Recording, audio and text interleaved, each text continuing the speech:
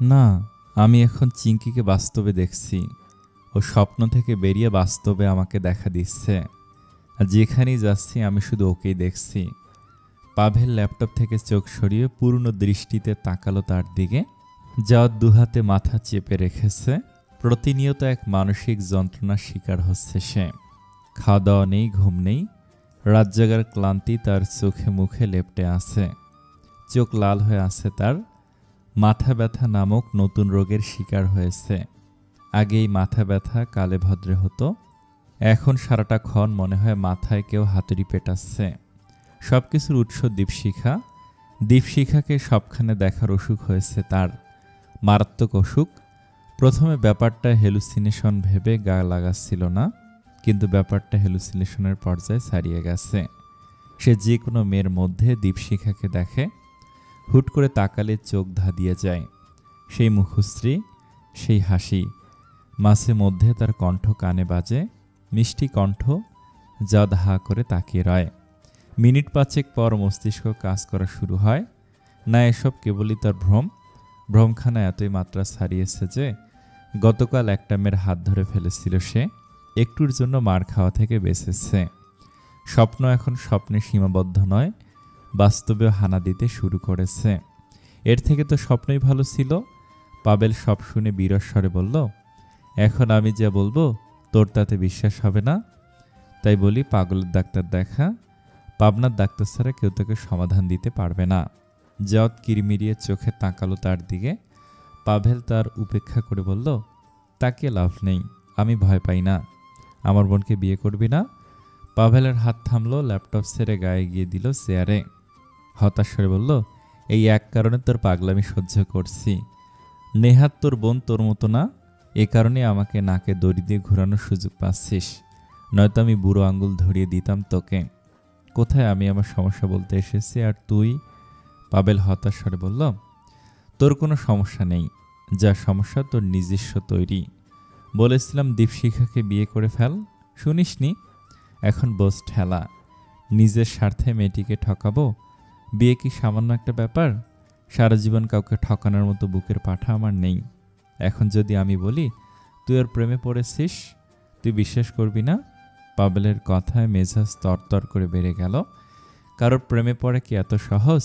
মুগ্ধতা কাজ করতে হয়, কাউকে দেখলে তাকিয়ে থাকতে ইচ্ছে হতে হয়, হৃদয় থমকে যেতে হয়, তবেই না প্রেম হয়। কই কখনো চিঙ্কির প্রতি এত অলিক মুগ্ধতা তো কাজ করেনি। তার সাথে কথা বলতে ইচ্ছে হয়, তাকে দেখতে ইচ্ছে হয়। ব্যাপারগুলোকে অভ্যাসজনিত সমস্যাও বলা যেতে পারে। ফলে বিরস্বরে উত্তর দিল জাওয়াত, চুপ করবি তুই? মেয়েটি যদি একটু রাগ দেখাতো তাও। জাওয়াতের ধমক শুনে পাভেল তাচ্ছিল্য ভরে বলল, দেখেছিস, বলেছিলাম। এক কাজ কর, পায়ে ধরে ক্ষমা চা। অনুতপ্ত হৃদয় মস্তিষ্ককে কাবু করে ফেলেছে তোর। সবার কাছে ভালোর তালিকায় থাকা জাওয়াত হামিদ কিনা প্রেমিকার কাছে নেহাতি হীন ব্যক্তিত্বে পরিণত হয়েছে।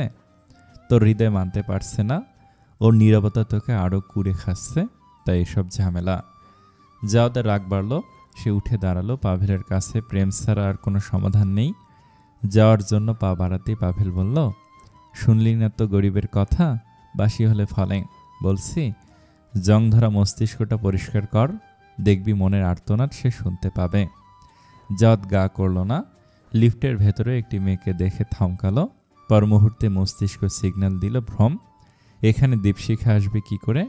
মনে মনে আওড়ালো, তুমি কি আমাকে মুক্তি দিবে না চিঙ্কি? ফেব্রুয়ারি মাস শেষ হয়ে যাবে, আবহাওয়ার রূপ অনেক বদলে গেছে। এই শীত, এই গরম। এখন যেমন আকাশে মেঘ করে এসেছে, বিকেলের লালচে রঙ্গ কালো মেঘের ছায়া ঢেকে গেছে। বারান্দায় দাঁড়িয়ে আছে দীপশিখা, খোলা চুল, মৃদু সমীরণের দোলায় উঠছে, চোখগুলো শুষ্ক। পরিপাটি দীপশিখা এখন সম্পূর্ণ এলোমেলো। তার পরনে গতকালের জামা, এখনও গোসল করেনি, সকালে খাওয়া হয়নি। ঘুম ভেঙেছিল দুপুরে, কিন্তু ঘর থেকে বের হতে ইচ্ছে করছিল না। ভিডিওগুলো সব অর্ধেক অর্ধেক এডিট করে রেখেছে। সোশ্যাল মিডিয়ায় যায় না, বই পড়ে না। বিগত 2 সপ্তাহ সে ভার্সিটিতেও যাচ্ছে না। শরীরখানা কেমন নিস্তেজ লাগছে। অবশ্য শরীরের কি দোষ, মনখানায় দুর্বল হয়ে আছে। যখন মনে হয় সুখগুলো চোরাবালির টানে কোথাও হারিয়ে গেছে, হৃদয় হু হু করে ওঠে। জাওয়াত নামক পুরুষটি তাকে শূন্যতা দিয়েছে, এতটা বিশ্রী সেই শূন্যতা যাকে পূরণ করা হয়তো যাবে না। অথচ মানুষটি তার জীবনে আসার আগে তো সব ঠিক ছিল, কোনো ফাঁকা জায়গা ছিল না, ছিল না কোনো আক্ষেপ। সব কিছু ঠেলে ঠুলে নিজের জন্য এত বিশাল জায়গা করে ফেলেছিল লোকটি যে এখন যখন সে নেই তার সেই শূন্যতা গিলে খাচ্ছে। কেন এই মানুষগুলো আমাদের জীবনে আসে? ক্ষণিকের জন্য মিথ্যে আশা দিয়ে সব সারখার করে দিয়ে চলে যায়, অথচ পাশে পড়ে থাকে একটা ভগ্ন হৃদয় আর ছিন্ন ভিন্ন বিশ্বাস। বই উপন্যাস থেকে ভালোবাসতে শেখেনি চিঙ্কি, চিঙ্কি ভালোবাসতে শিখেছে নিজের অপূর্ণতা থেকে। সে কোনো সুন্দর রমণী নয় যে কোনো পুরুষের হৃদয় নাড়িয়ে দিবে। সে কখনো কোনো পুরুষের স্বপ্নের রাজকন্যা হবে না সে জানে, কিন্তু কিন্তু ভালোবাসা তো সৌন্দর্যের দাস নয়। ভালোবাসা রঙের মলিন ফুলটাও পূর্ণ জীবন পায়। তাহলে চিঙ্কি এমন ভালোবাসা কেন পেতে পারে না? সে কেন প্রতিটা সময় হেরে যাবে? আসবো চিঙ্কি মা? দীপশিখা ক্লান্ত চোখে তাকালো। বাবা দাঁড়িয়ে আছে, হাতে প্লেট, প্লেটে পাউরুটির মতো কিছু দেখা যাচ্ছে। নিশ্চয়ই বাবা তার জন্য স্যান্ডউইচ বানিয়েছে। বাবার স্যান্ডউইচ খুব পছন্দ চিঙ্কির, হয়তো সে তাকে খাওয়ানোর জন্য নিয়ে এসেছে।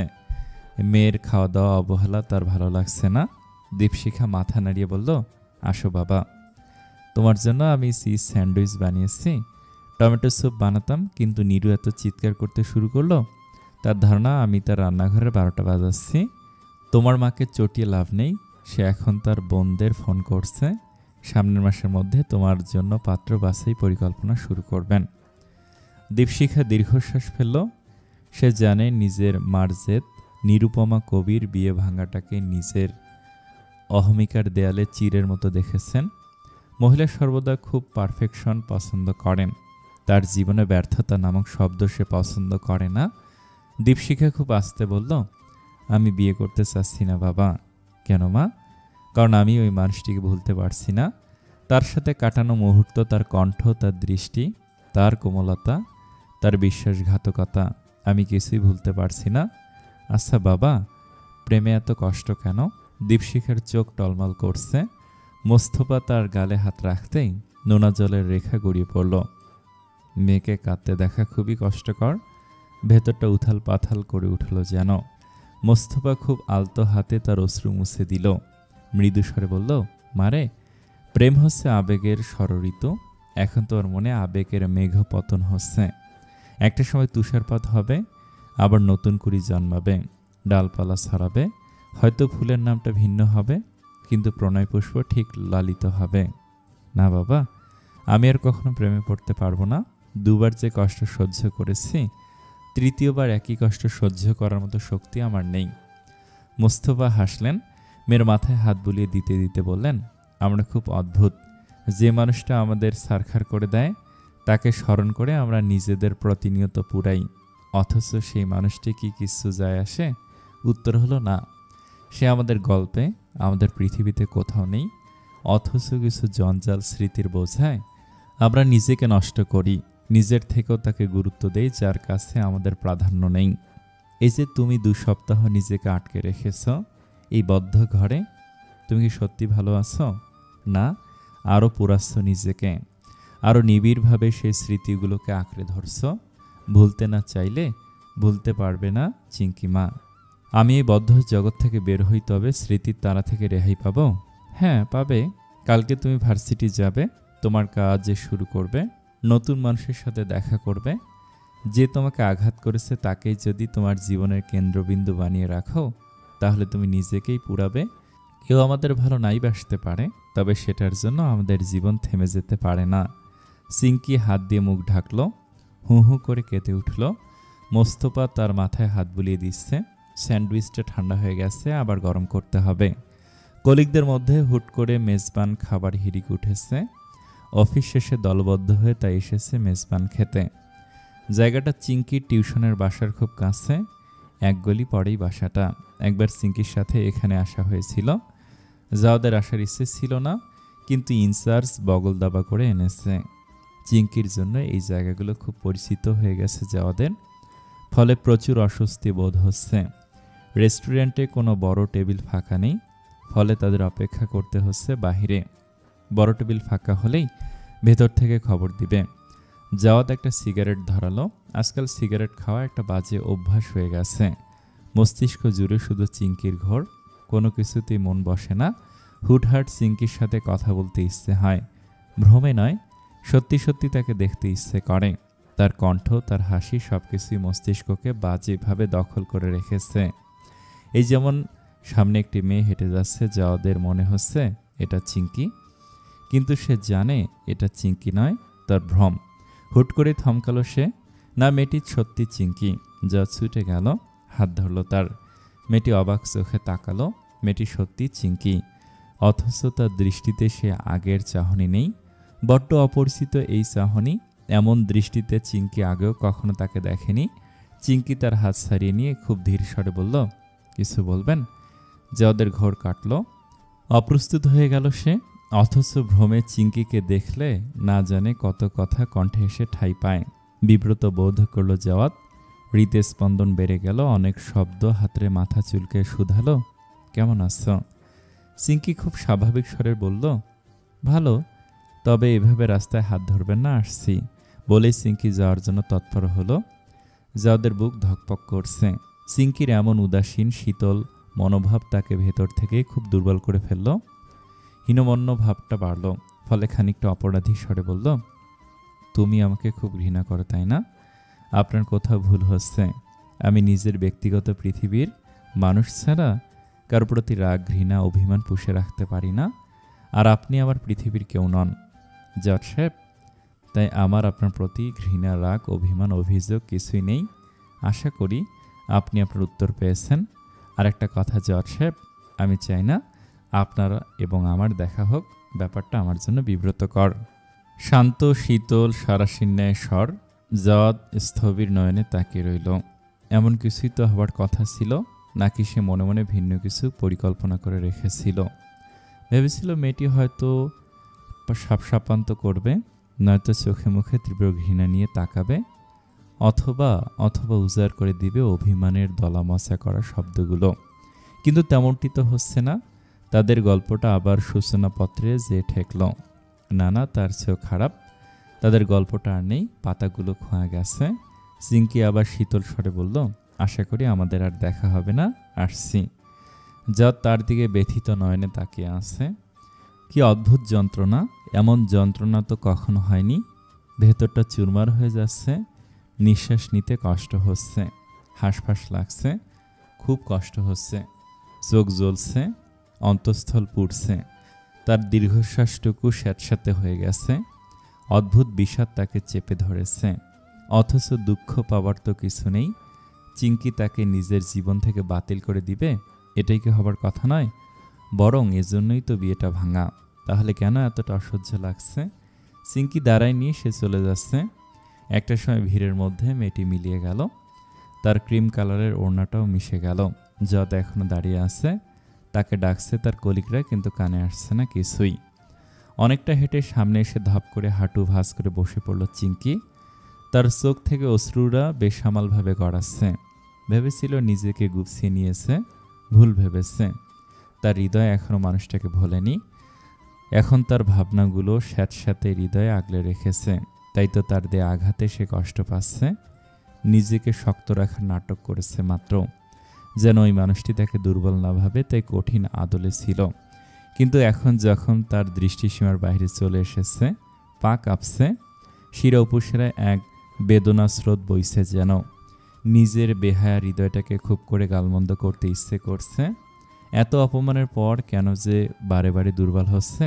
যার জীবনে তার স্থান নেই, তার মনে তার প্রতি ভালোবাসা নেই, তার কাছে কেন ভালোবাসার আর্জি পাঠাতে হবে? তার জন্য কেন বেকুল হতে হবে? যখন জাওয়াত তার হাত টেনে ধরল, চিংকি বুকটা ধক করে উঠল, শরীর কাঁপল। চোখের সম্মুখে তার কাতর মুখখানায় ভেতরটা হু হু করে উঠল। মনে হচ্ছিল তার হাত পা অসাড় হয়ে যাচ্ছে। শক্ত থাকার অভিনয়টা করতে তার কতটা কষ্ট হয়েছে কেবল সেই জানে। আমার কি শরীর খারাপ? এক বৃদ্ধের ভাঙা স্বরে সংবিত ফিরল চিংকির।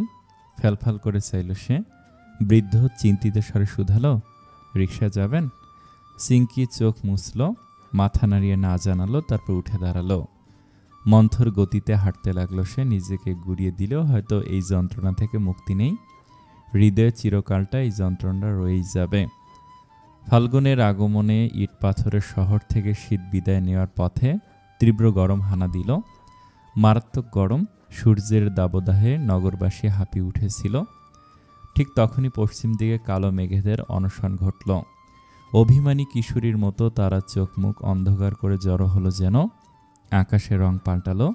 কৃষ্ণ আকাশ নিকষ কৃষ্ণরূপ ধারণ করল। চারটাও গিলে ফেলল। বাতাসের বেগ বাড়ল, সেই সাথে বাড়ল অস্থিরতা। পাতাগুলো ঝড়ের বার্তা পেয়ে মরমর করে উঠল। মেঘের গর্জনে কাঁপল ধরণী। ধূলিকণা কুণ্ডুলি আকাশে উঠতে লাগল। ঝড়ের গান গাইতে গাইতে নামল মুষলধারে বৃষ্টি। সে বৃষ্টি ধুলো ভিজিয়ে কাদায় পরিণত করল। আকাশ বাতাস একাকার হয়ে গেল বছরের প্রথম কালবৈশাখী তাণ্ডব লীলায়। এর মাঝে ভিজে জুবুতুবু হয়ে বাড়ি ফিরল জাওয়াদ। প্রস্তুতি ছিল না ঝড়ের, ফলে মাঝ রাস্তায় বিপাকে পড়ল সে। কিন্তু সে নির্বিকার, প্যান্টের নিচে কাদা লেগে আছে। জ্যোতি জানে তার ময়লা নোংরা অপছন্দ, অথচ তাকে ব্যস্ত হতে দেখা গেল না। সে জুতো খুলে ক্লান্ত শরীরে বাসায় ঢুকল, অথচ অন্যদিন হলে প্রথমে যেত বাথরুমে। জামা কাপড় হাত পা পরিষ্কার করে গালমন্দ করতে করতে সে প্রবেশ করত। আব্দুল হামিদ সাহেব ওখানেই ছিলেন। খবরের কাগজে ভালো করে খবর খোঁজার চেষ্টায় ছেলের উদ্দেশ্যে বললেন, কাল মামাবাড়ি যেও, এখন ভালো পাত্রের সন্ধান পেয়েছেন তিনি। তোমাকে যেতে বলেছেন বায়োডাটা সমেত। তার মোবাইলটা হারিয়ে সব গন্ডগোল হয়ে গেছে। মানুষ এখন অমানুষ হয়ে গেছে। মসজিদ থেকেও চুরি করেছে। সে মসজিদ আল্লাহর ঘর, সেখানে মানুষ এসে আল্লাহকে ডাকতে, আর এই অমানুষগুলো সেখানে যায় চুরি করতে। বেচারার 1 লাখ টাকার আইফোন, দুঃখে সে বেকুল হয়ে আছে। একটু সান্ত্বনা দিও পারলে। তোমাকে দিয়ে একটা মেইল লেখাবেন তিনি। বুড়ো হয়ে চোখে কম দেখছেন, তুমি কিন্তু যাবে। যত উত্তর দিল না, ফলে তিনি রুষ্ট স্বরে বললেন, তুমি কি শোনোনি আমি কি বলেছি? জাওয়াদের চোখ তখন গেল জুতোর থাকের পাশের ময়লার ঝুড়িতে। স্তূপকৃত ময়লার মাঝে সেখানে র্যাপিংয়ে মোড়ানো একটি বাক্স। সে সাথেই সেটা হাতে তুলে নিল। এটা চিংকির দেয়া উপহার, ডয়ারে রেখেছিল সে। এটা এখানে কেন? সাথে সাথে রুদ্র স্বরে শুধালো, এটা এখানে কে ফেলেছে? জ্যোতি থতমত খেলো, বাবার দিকে তাকালো ভয়ার্ত দৃষ্টিতে। হামিদ সাহেব স্বাভাবিক স্বরে বললেন, পরনারীর জিনিস রেখে তো লাভ নেই। বিয়ে ভেঙেছে, সুতরাং সম্পর্কের রীতি, তাই আমি বলেছি আবর্জনা বিদায় করতে। যাদের মুখভাব বদলে গেল। ফর্সা মুখখানা রক্তিম রক্তবর্ণ ধারণ করল। চোখজোড়া ক্রোধে ধিক ধিক করে জ্বলছে। চোয়াল শক্ত হয়ে গেল। স্বভাব বহির্ভূত একটা কাজ করে বসল সে। বাবার বাধ্য যাওয়া চিৎকার করে উঠল বাবার উপরেই, আমার জিনিসে হাত দেবার অধিকার আপনাকে কে দিয়েছে? আমাকে জিজ্ঞেস করেছিলেন আমি এটা ফেলবো কিনা? জাওয়াদের রুর আচরণে আব্দুল হামিদ হতবাক হয়ে তাকিয়ে রইলেন। তার মুখ ফ্যাকাশে হয়ে গেল। কি বলবেন বুঝতে পারছেন না। জাওয়াদ হুঙ্কার ছেড়ে জ্যোতিকে বলল, আর একবার আমার জিনিসে হাত দিলে তোর হাত ভেঙে ফেলবো, কথাটা মনে থাকে যেন। বলে হনহন করে নিজ ঘরে চলে গেল সে। তার এমন রূপে স্থবির হয়ে গেল জ্যোতি এবং আব্দুল হামিদ। জাওয়াদের মতো শান্ত ছেলের এমন অগ্নিশর্মা রূপের কারণ বোধগম্য হলো না। প্যাকেটটা খোলা হয়নি কখনো। ড্রয়ারের এক কোণে রেখে দিয়েছিল জাওয়াদ, অথচ আজ খুলতে ইচ্ছে করছে। র্যাপিংটা খুললে খুব যত্নে। ময়লার প্রতি আজ ঘিনপিত্তে নেই। ঘড়িটা ভেঙে গেছে। মেয়েটি অনেক আবেগ নিয়ে ঘড়িটি কিনেছিল, তাতে সন্দেহ নেই। সে আবেগের স্পর্শ এখনো লেগে আছে তাতে। প্যাকেটের একদম নিচে একটি চিরকুট পড়া হয়নি জাওয়াদের, আজ যে পড়তে ইচ্ছে করছে। এই যে জাওয়াদ সাহেব, ভালো আছেন? শুধু শুধু উপহার দিতে ইচ্ছে করছিল না। ভালোবাসা দিবসের উপর হওয়া উচিত ভালোবাসার সাথে, কিন্তু ভালোবাসা জাহির করার ভাষা যে আমি পারি না। আপনি কি জানেন, আপনাকে নিয়ে লিখতে গেলে আমি শব্দ খুঁজে পাই না। মনের মধ্যেইখানে অবাধ জোয়ার হানা দিল, আমি ভাষাহীন হয়ে পড়ি।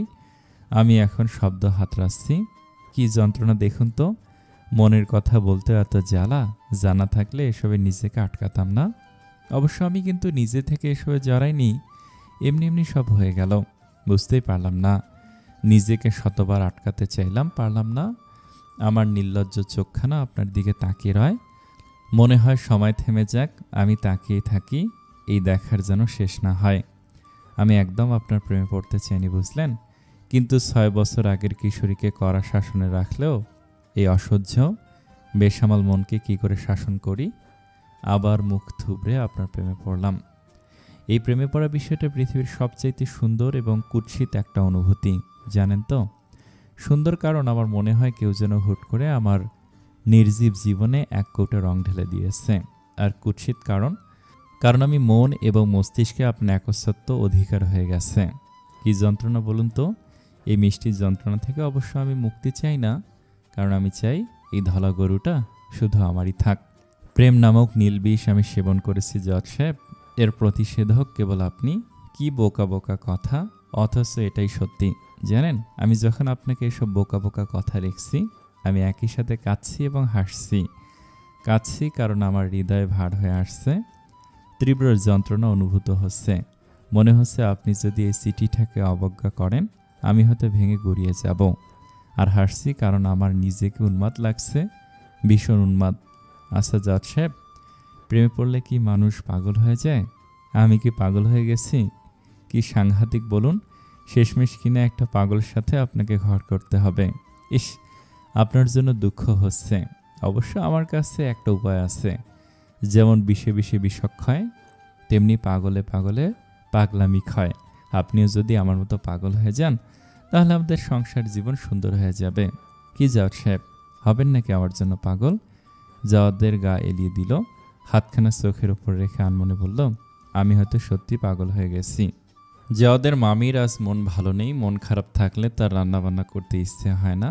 আজও তার রাত্রে ইচ্ছে হচ্ছে না। তিনি ভারী গলায় জাওয়াতকে বলল, তুই বাড়ি চলে যা, আজ রান্না নেই, মন ভালো নেই আমার।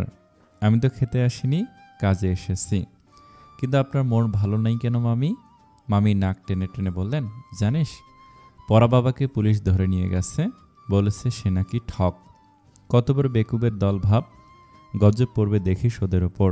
ভালো মানুষকে কি না বলে ঠগায়। ওরা কি জানে পরা বাবার ক্ষমতা? বাজারে এক বেকুব ঘুরে ঘুরে বেড়ায়, যত সব। পরা বাবার জেলে যাওয়ার কথাটা শুনে খুব অবাক হলো না জাওয়াত? এমনটাই হবার কথা ছিল। লোকটা ভাওতাবাজ, তাতে তো সন্দেহ নেই। সে কেন তার প্ররোচনায় এসেছিল এটাই প্রশ্ন।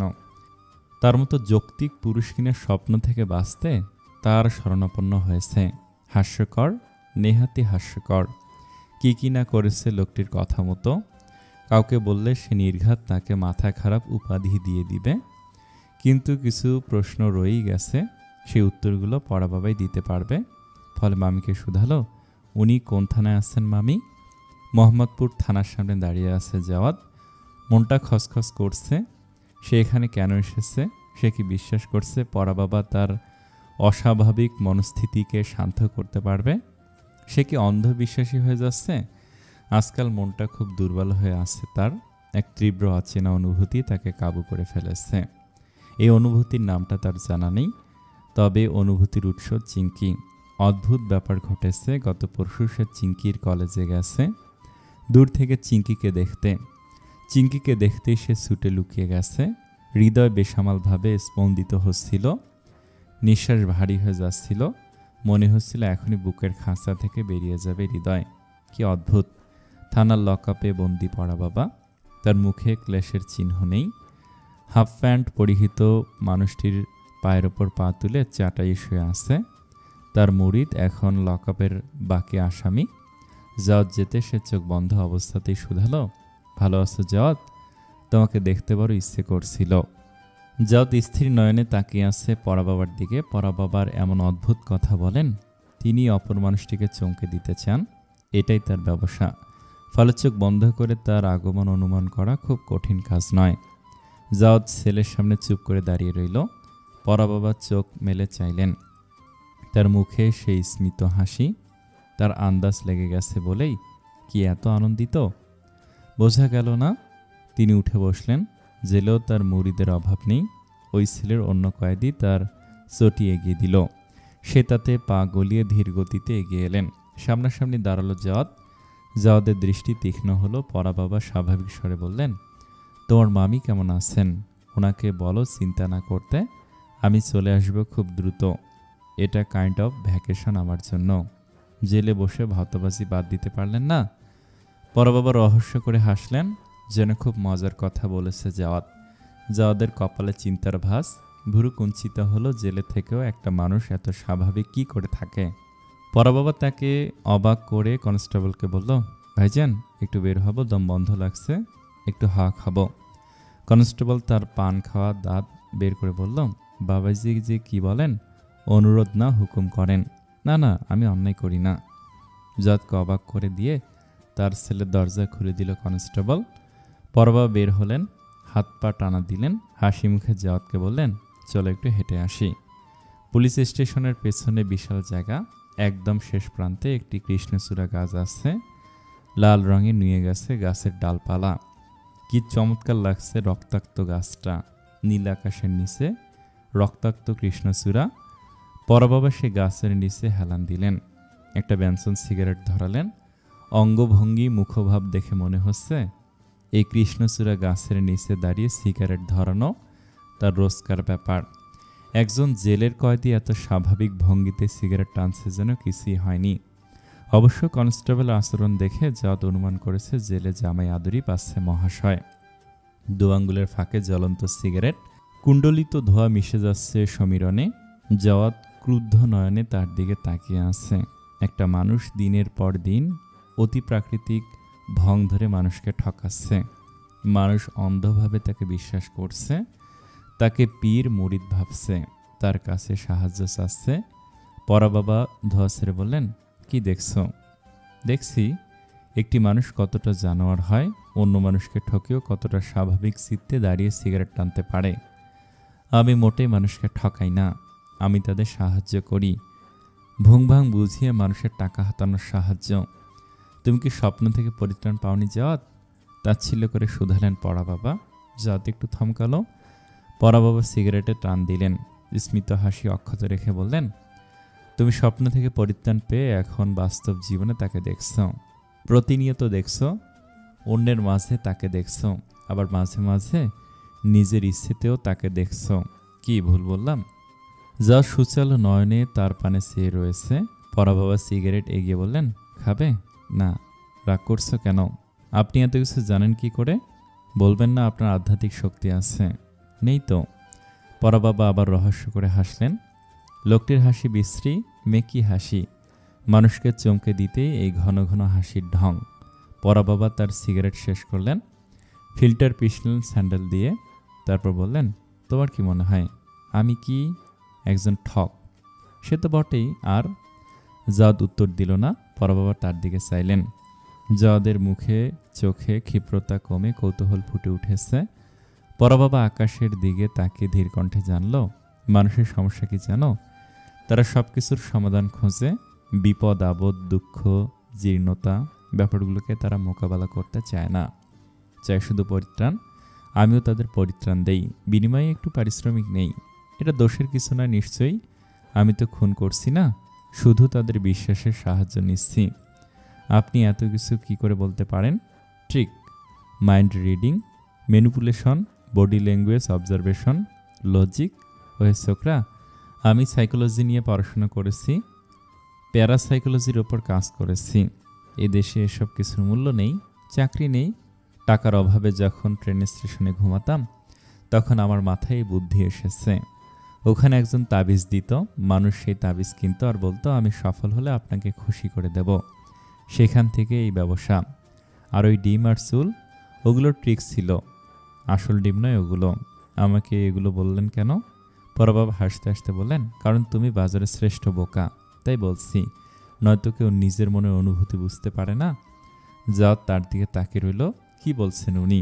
পরাবাবা জাওয়াতের কাঁধে হাত রেখে হতাশ স্বরে বলল, আমি তোমাকে লালার ট্রিকটা বলেছিলাম এই ভেবে যেন তুমি মেয়েটিকে চুমু খাও। চুমু খাওয়ার পর তোমার মনের দ্বিধা দূর হয়ে যাবে, কিন্তু তুমি একটা বেকুব। মানে হলো তোমার কেসটা প্রেম সংক্রান্ত ছিল। স্বপ্ন টপ্ন সবাই তোমার আবেগের জর্জরিত অবচেতন মনের কারসাজি। তোমার বেড়ে ওঠা ভিন্ন ভঙ্গিতে। তোমাকে ছোটবেলা থেকে বলা হয়েছে you have to be a good boy, এটাই তোমার জীবনের মোটো। তুমি সেটাই সারা জীবন করেছ। সবার চোখের নিজে একটা আলাদা ইমেজ তৈরি করেছ। সে কারণে তোমার মাঝে দম্ভের জন্ম। তোমার ধারণা তোমার এই গুড বয় ইমেজ আর সৌন্দর্যের জন্য সবাই তোমার দিওয়ানা। তোমার ধারণা তুমি কারোর প্রতি দুর্বল নও, তুমি তোমার মনে বিরাজ করো, কিন্তু তোমার মনে রাজ করার কেউ নেই। সে কারণে তুমি কারোর প্রেমে পড়ো না, কারোর প্রতি দুর্বলতা তৈরি করো না। কিন্তু তোমার এই আত্মপ্রেমী হৃদয়কে গ্রাস করলো 15 বছরের চিঙ্কি।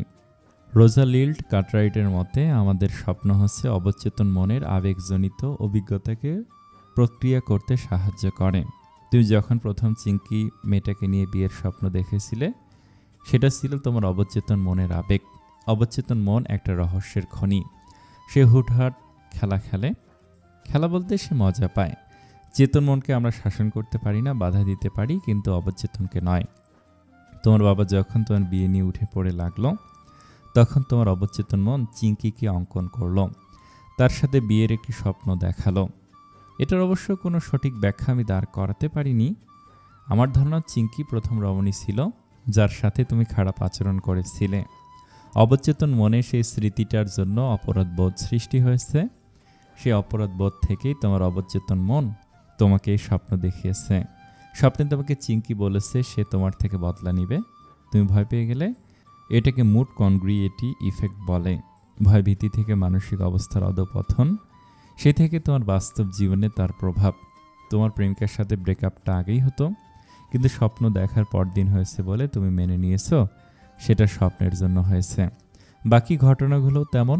যেদিন তুমি চিঙ্কির দেখা পেলে, তার প্রতি তোমার আবেগ ঘন হলো, অবচেতন মন তার প্রতি ঝুঁকলো। সে ক্ষণে ক্ষণে তাকে দেখতে চাইল, অকারণে তার সান্নিধ্য চাইতো। এসব কারণে সে তোমাকে বোকা বানালো, কিন্তু চেতন মন তো দৃঢ়। সে চিঙ্কির প্রেমকে অস্বীকার করলো। সে চেতন আর অবচেতন দ্বন্দ্বে তুমি ফেসে গেলে। এখন যখন স্বপ্নে সে দেখা দিচ্ছে না, অবচেতন মন তাকে কল্পনার জগৎ থেকে বাস্তবে নিয়ে এসেছে। জট মাটির দিকে তাকিয়ে রয়েছে, তার অনুভূতিগুলো কেমন জট পেকে গেছে। সে কি সত্যি চিঙ্কির প্রেমে পড়েছে? তাহলে সেটাকে মেনে নিতে কষ্ট হচ্ছে কেন? পরবাবা ধীর স্বরে বললেন, তুমি চিঙ্কির প্রেমে আকুণ্ঠ ডুবেছ জট, রিয়েলিটি মেনে নাও, অহেতুক দ্বন্দ্ব করো না। ভাবো তো, চিঙ্কির সাথের মুহূর্তগুলো তোমার কাছে কি বিরক্তকর? তার সাথে কথা বলতে, তার সান্নিধ্যে থাকতে তোমার কি ভালো লাগে না? লাগে, সেটা তো আমার সবার সাথেই লাগে। সবার সাথে লাগে না জট। আচ্ছা ধরো, চিঙ্কির সাথে কাটানো এই মুহূর্তগুলো তুমি কি কখনো তোমার 1 বছরের প্রেমিকা স্বামীর সাথে কাটিয়েছ? তার মন ভাঙতে তার বাড়ি নিয়ে শীতের মধ্যে দাঁড়িয়ে জ্বর বাঁধিয়েছ? সেগুলো তো স্বপ্নের জন্য। পরবাবা হতাশ নিঃশ্বাস ছেড়ে বললেন, আসলেই তুমি নির্বোধ, ছাগল, গাধা, একটা গণ্ডমূর্খ। জজ চুপ করে রইল। পরবাবা এবার থমথমে স্বরে বলল, আচ্ছা ভাবো তো, চিঙ্কির সাথে তুমি একটা লম্বা বাইক ড্রাইভে যাচ্ছ, কেমন লাগবে? ভালো। এবার ভাবো, চিঙ্কি অন্য একজন পুরুষের সাথে লম্বা বাইক ড্রাইভে যাচ্ছে, তোমার কেমন লাগবে? যাওদের কপাল কুঁচকে গেল। সে উত্তর দিল না। পরবাবা ধীর স্বরে বললেন, ভাবো, অন্য একজন পুরুষের সাথে চিঙ্কি রাতভর কথা বলছে, তার সাথে মেলায় ঘুরতে যাচ্ছে, তার জন্য গিফট কিনছে, তার জন্য চিঠি লিখছে, তাকে চুমু খাচ্ছে, কেমন লাগবে? চিঙ্কির বিয়ে অন্য একজনের সাথে হচ্ছে, সে অন্য কাউকে ভালোবেসেছে, আর তুমি তার ত্রিসীমানার কোথাও নেই, তার জীবনে তোমার অস্তিত্ব নেই। তাই চিন্তা চেতনা তোমার অস্তিত্বে নেই, তুমি কোথাও নেই। যাদের মুখ ফ্যাকাশে হয়ে গেছে, তার চোখ কাঁপছে, কপালে প্রগাঢ় ভাস, মুখশ্রীতে সূক্ষ্ম যন্ত্রণার ছাপ। পরবাবা হাসলেন, মৃদু স্বরে বললেন, এখনো বলবে চিঙ্কিকে ভালোবাসো না? সেদিন এগুলো কেন বুঝাননি? কেন ভুং ভাং বলেছিলেন? খুব ধীর স্বরে শুধালো জট, কণ্ঠে বিরহের ছাপ। পরবাবা বলল, তুমি জাদুর পরিত্রাণে এসেছিলে জট, প্রেম খুঁজতে না। আজ কেন? ওই যে তুমি বাজারের সবচেয়ে বড় গাধা। দয়া হলো, সবাই নিজের স্বপ্নে দেখা রাজকন্যা পায় না জট, তুমি পেয়েছো, হারিও না। আমি আসছি, ওসি এসে আমাকে না দেখলে গোসা করবেন। পরবাবা চলে গেলেন। জট দাঁড়িয়ে আছে। সে ভালোবাসে চিঙ্কিকে, কিন্তু চিঙ্কি যে তার প্রতি বিশাল চায়নার প্রাচীর তুলে দিয়েছে, সেটা রুখবে কি করে? চিঙ্কি তাকে ঘৃণা করছে না, অভিমান করছে না, অভিযোগ করছে না। চিঙ্কির জীবনের কোথাও সে নেই। নিজের দোষে সব নষ্ট হয়ে দিয়েছে সে। কি করে আবার সব ঠিক করবে? চিঙ্কি কি বুঝবে তার মনের ব্যথা? ক্ষমা করে ভালোবাসবে তাকে?